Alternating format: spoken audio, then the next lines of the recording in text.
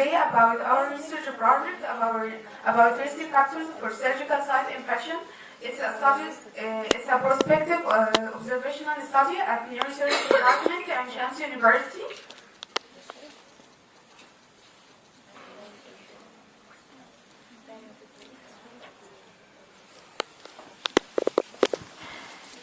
نبدأ من الأول.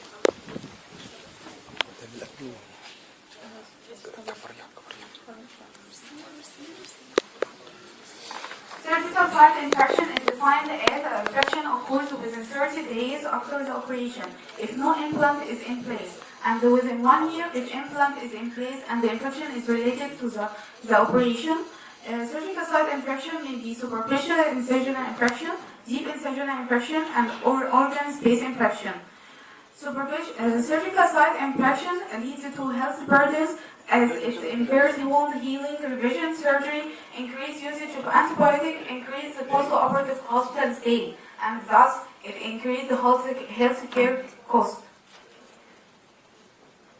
So we have a problem as surgeons use antibiotic prophylaxis in massive amounts and for long duration, and this far away from international guidelines, and it is unique to our local practice.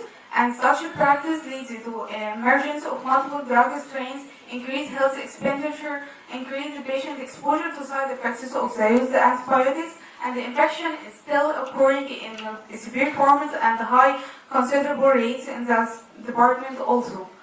So we did a cost analysis about the antibiotic usage in neurosurgery department without ICU from October to December 2013.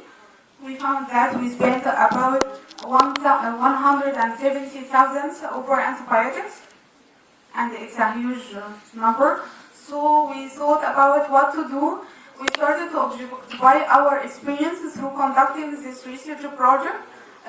We started since August 2013 to assess incidence of surgical site infection, incidence of risk factors cited in the literature, and assess the infection control principles and the practice at the department.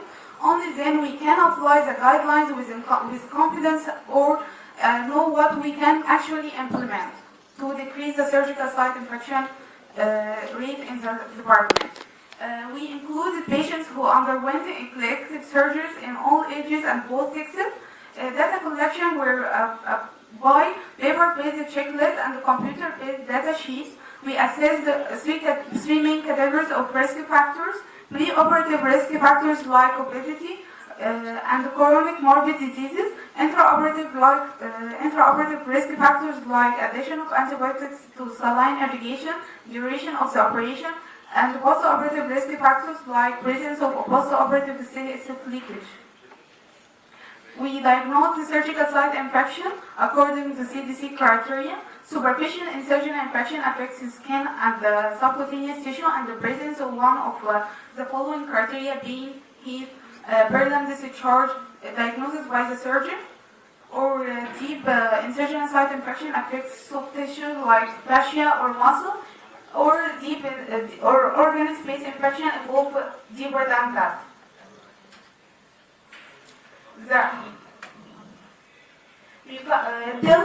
Till March 2014, 115 patients were included in the study. 4 died before completing 1 month follow-up and had no surgical site infection. 19 patients out of reach. So, 92 patients completed their follow-up for 1 month. Out of them, 17 patients had surgical site infection, and that makes the percentage of surgical site infection 18.5%. And the most common forms were deep incisional, organ space, and superficial incisional site infection. The most prominent risk factors found in the patients who had surgical site infection: obesity, duration of the operation. 11 infected patients had operations of longer than 100 minutes, CSF leakage, and almost all the patients had breach in sterile technique with different degrees. We faced a lot of limitations through doing the research. like a lack of good friendly environment to help us to conduct the research. So we raise the awareness about research value in the department, lack of adequate funds for some lab investigations like hemoglobin A1, A1C for glycemic control, to assess glycemic control, and serum albumin to assess nutrition of the patients. Lack of standardized methods of patients for follow-up to detect surgical site infections. So we started to call patients and ask them to come to the department for follow-up. Shortage in manpower. We started recruiting new members now. If you would like to join us, just apply after the session. And welcome. What's next? We are going to conduct a randomized controlled trial to compare between the current regimen of antibiotic use and another one of shorter duration. We couldn't start this study before without the baseline data of the descriptive study.